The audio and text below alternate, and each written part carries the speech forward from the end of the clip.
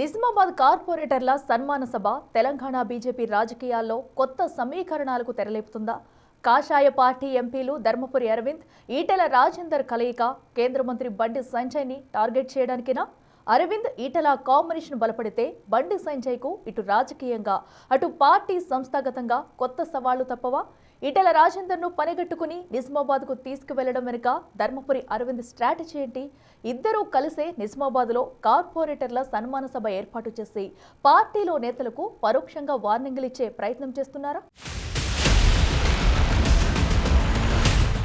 Telangana BJP రాజకీయాల్లో మరో ఆసక్తికరమైన పరిణామం చర్చనీయాంశంగా మారిందంటున్నారు. నిజామాబాద్ మున్సిపల్ కార్పొరేషన్ బీజేపీ కార్పొరేటర్ల సన్మాన కార్యక్రమానికి ముఖ్య అతిథిగా అక్కడి బీజేపీ ఎంపీ ధర్మపురి అరవింద్ ప్రత్యేకంగా మల్కాజ్గిరి ఎంపీ ఈటెల రాజేందర్ ను ఆహ్వానించడం ఇప్పుడు ఆ పార్టీ వర్గాల్లో కొత్త చర్చకు దారితీస్తోందట. ఈటెల రాజేందర్ ను సాధారణ ఆహ్వానం మేరకు మాత్రమే పిలిచారా, లేక నయా స్ట్రాటజీ ఏమైనా ఉందా అనే చర్చ నడుస్తోందట. ముఖ్యంగా బండి సంజయ్ ను టార్గెట్ చేసేందుకే ఈ కొత్త సమీకరణమా అన్నది $1 బిలియన్ ప్రశ్నగా మారింది. అరవింద్ ఉన్న ఫలంగా ఈటెల రాజేందర్ ను చీఫ్ గెస్ట్ గా పిలవటం, ఆయనపై పొగడ్తల వర్షం కురిపించటం, పార్టీని అధికారంలోకి తీసుకురావటంలో ఇద్దరం కలిసి బాధ్యత తీసుకుంటామని కామెంట్లు చేయటం వంటి అంశాలపై కాషాయ పార్టీలో ఇప్పుడు హాట్ చర్చలు మొదలయ్యాయి. ఈటెల రాజేందర్ అన్న గారు నేను ఇందాక మాట్లాడుకుంటా ఉన్నాం. మన ఇద్దరం కలిసి తెలంగాణలో భారతీయ జనతా పార్టీని పవర్లోకి చేసే బాధ్యత తీసుకుందామని మేము మాట్లాడుకుంటాం.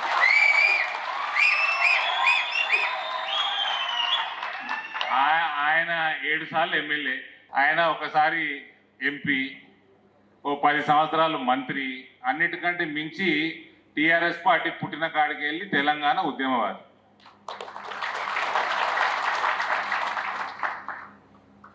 అటు సౌమ్యం ఇటు స్పీడు. చూద్దాం ఏమైతే చూద్దాం. తెలంగాణలో నెంబర్ 1 హుందాతనంతో ఉండే నాయకుడు ఈటెల రాజేందర్ అంటూ ధర్మపురి చేసిన వ్యాఖ్యలపై అటు పార్టీ వర్గాలు ఇటు బండి వర్గాలు గుర్రుగా ఉన్నాయట. కావాలనే బీజేపీలో పాత నేతలను ధర్మపురి టార్గెట్ చేసి హుందాతనం అంటూ వ్యాఖ్యలు చేశారన్న చర్చ నడుస్తుందట. ఈటెల రాజేందర్ ముందే బండి సంజయ్ ని పరోక్షంగా టార్గెట్ చేసి ధర్మపురి ఈ వ్యాఖ్యలు చేశారన్న చర్చ నడుస్తుందట. బీజేపీలో హుందాతనం విషయంలో ఈటెల రాజేందర్ మినహాయిస్తే ఇంకెవ్వరూ లేరా? కావాలనే ధర్మపురి పార్టీలో కీలక నేతలను ఉద్దేశించి ఈ వ్యాఖ్యలు చేశారా అన్న సందేహాలు సైతం ఆయా నేతల చర్చల్లో నలుగుతున్నాయి.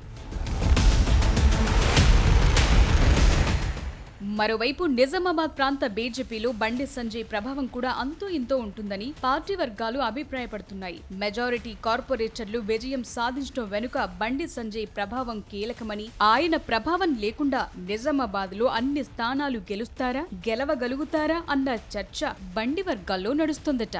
ధర్మపురి గెలిచిన కార్పొరేటర్ల సన్మాన కార్యక్రమానికి పిలుచుకుంటే బండి సంజయ్ ను పిలుచుకోవాలి కానీ ఈటెల రాజేందర్ ను ఎలా పిలుస్తారు, ఏ ఈక్వేషన్ తో పిలుస్తారు అన్న వాదన కూడా వినిపిస్తున్నారు కేంద్ర మంత్రి సానుభూతి పరులు. ఇప్పటికే ఈటెల వర్సెస్ బండి సంజయ్ మధ్య వార్ వన్ సైడ్ అన్నట్టు నడుస్తోన్న పరిస్థితుల్లో ఈటెలతో కలిసి ధర్మపురి వేదిక పంచుకోవటం ద్వారా కొత్త సందేశం ఇవ్వటానికి ప్రయత్నం చేస్తున్నారన్న అభిప్రాయాలు వ్యక్తమవుతున్నాయి. ఆ ఇద్దరు వేదికను పంచుకుని కామెంట్స్ చేయటం వెనుక ఉన్న రాజకీయ సంకేతాలేంటనేది పొలిటికల్ సర్కిల్స్ లో హాట్ టాపిక్ గా మారింది. ఇది బండి సంజయ్ ను టార్గెట్ చేసే నయా వ్యూహమా, లేక తెలంగాణ బీజేపీలో మరో పవర్ పాయింట్ ఉందనే సంకేతాలిస్తున్నారా అన్నది పొలిటికల్ సర్కిల్స్ లో ఆసక్తి రేపుతోంది.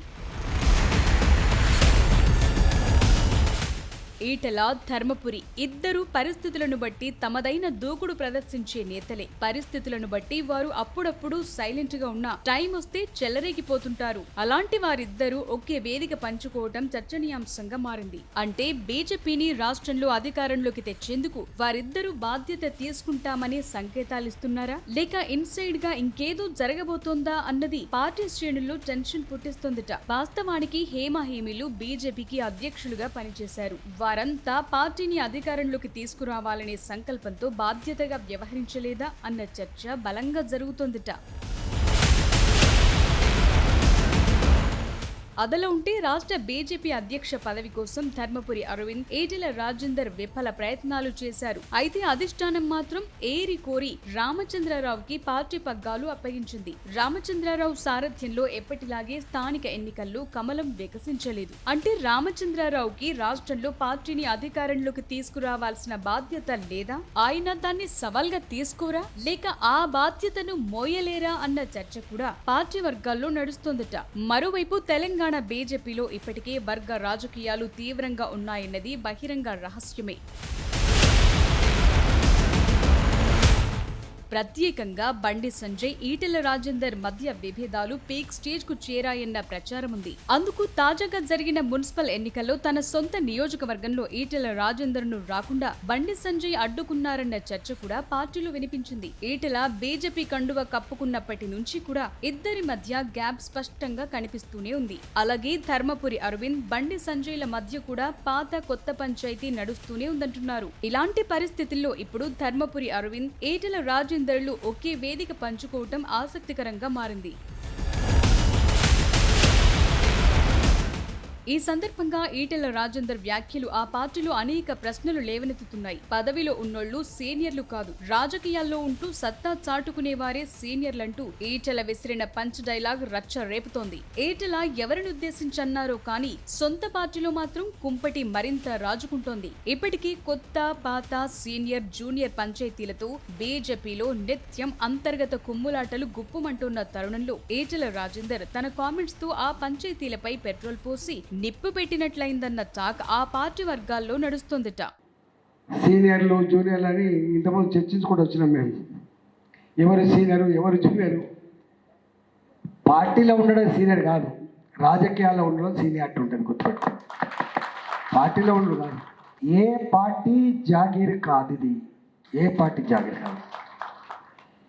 ఏ నాయకుడి జాగీర్ డివిజన్ కాదు, ఏ నాయకుడి జాగీర్ అసెంబ్లీ కాదు, పార్లమెంట్ కాదు. అది ఎప్పుడు ప్రజల జాగీర్ మాత్రమే, ప్రజల జాగీర్ మాత్రమే. ప్రజాస్వామ్యంలో బాసులు ఎవరంటే ప్రజలు మాత్రమే తప్ప మరొకరు కాదు.